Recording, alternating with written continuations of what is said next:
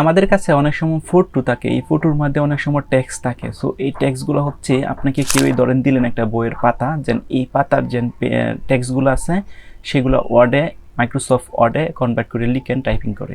So এটা কিন্তু অনেক সময় সাপেক্ষ ব্যাপার। আপনাকে দিন 5 পেজ বা 10 পেজ এরকম ফটো আকারে যে টেক্সটগুলো থাকে সেগুলো যদি দেয়, তাহলে কিন্তু আপনি সেগুলোকে ম্যানুয়ালি হাতে টাইপ করতে অনেক সময় চলে যাবে। সো আজকে আমি আপনাকে দেখাবো কীভাবে খুব ইজিলি যে কোনো ফটো বা পিডিএফ থেকে আপনি টেক্সটে কনভার্ট করতে পারবেন এবং এডিটেবল অর্থাৎ মাইক্রোসফট ওয়ার্ডে নিয়ে আসতে পারবেন। সো সেটা করার জন্য একদম সিম্পলি যেটা ওয়ে আছে, বিভিন্ন প্রকার কিন্তু ওয়ে আছে।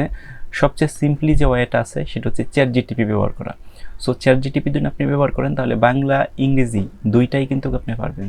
সো এটা করার জন্য ধরেন আমার এইখানে এই যে দেখেন একটা ইংরেজি আমার একটা মানে পিকচার আকারে আছে, এটাকে এডিট করা যাবে না, পিকচার আকারে একটা এখানে কিছু টেক্সট আছে। এখন কেউ আমাকে বললো এই টেক্সটটা তুমি মাইক্রোসফট ওয়ার্ডে কনভার্ট করো, মানে লিখো। তার মানে এটা আমরা কীভাবে পারবো সেটা হচ্ছে আমরা ম্যানুয়ালি মাইক্রোসফট ওয়ার্ডটা ওপেন করে দেখে দেখে টাইপ করে ফেলবো। সো এটা তো অনেক অসংখ্য মানে সময় ব্যাপার। সো এরকম আরও অনেক পেজ যদি আপনাকে দেয় তাহলে কিন্তু আরও অনেক সময় চলে যাবে।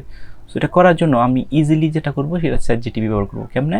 তখন এটা হচ্ছে আমার টেক্সট ফাইল, মানে সরি এটা একটা আমার ফটো ফাইল আর কি।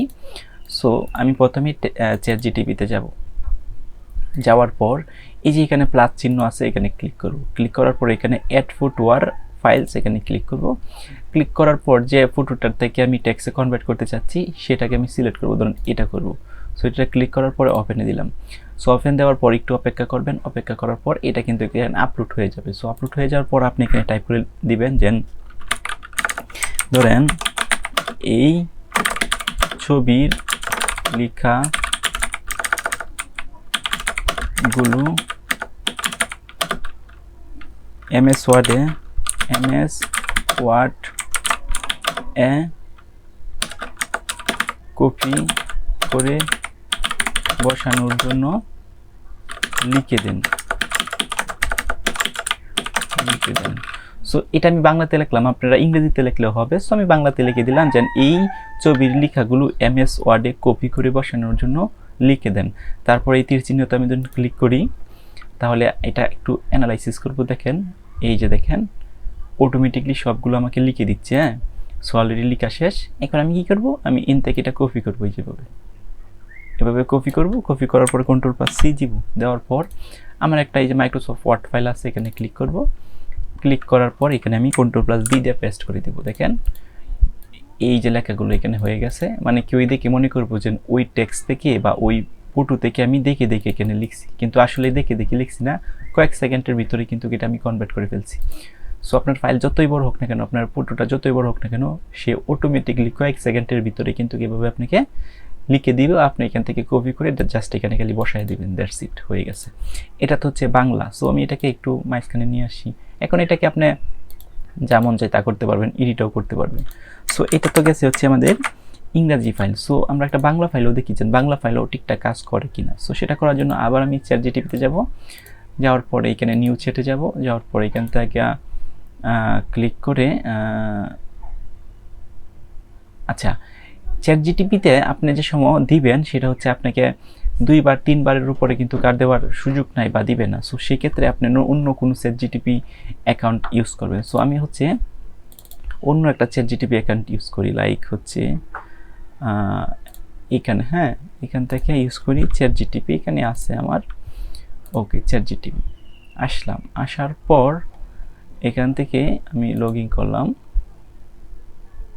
একটু সময় নিচ্ছে লগ ইন হইতে। সো আমি আবার ক্লিক করি।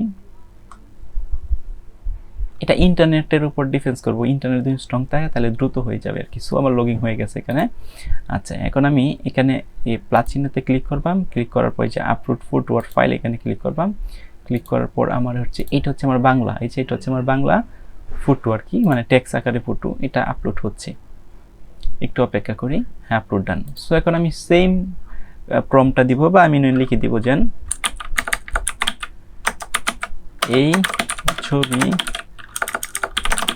থেকে এমএস ওয়ার্ড এ কপি করে বসানোর জন্য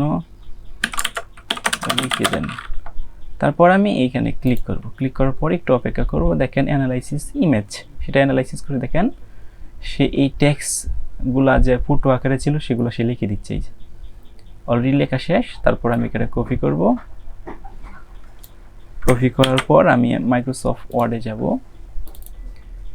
যাওয়ার পর আমি এখানে পেস্ট করে দিব। দেখেন এই যে পেস্ট হয়ে গেছে। ওকে, এগুলো একটু আমি মাঝখানে নিয়ে আসতে পারি, এখন যা মন তা আমি করতে পারি। ঠিক আছে, সো এই হচ্ছে বিষয়। আপনারা বাংলা বলেন ইংরেজি বলেন যে কোনো টেক্সট সেটা যদি ফটো আকারে থাকে সেগুলো কিন্তু এইভাবে খুব ইজিলি কনভার্ট করে ফেলতে পারবেন, ম্যানুয়ালি আর হাতে টাইপে লিখতে হবে না।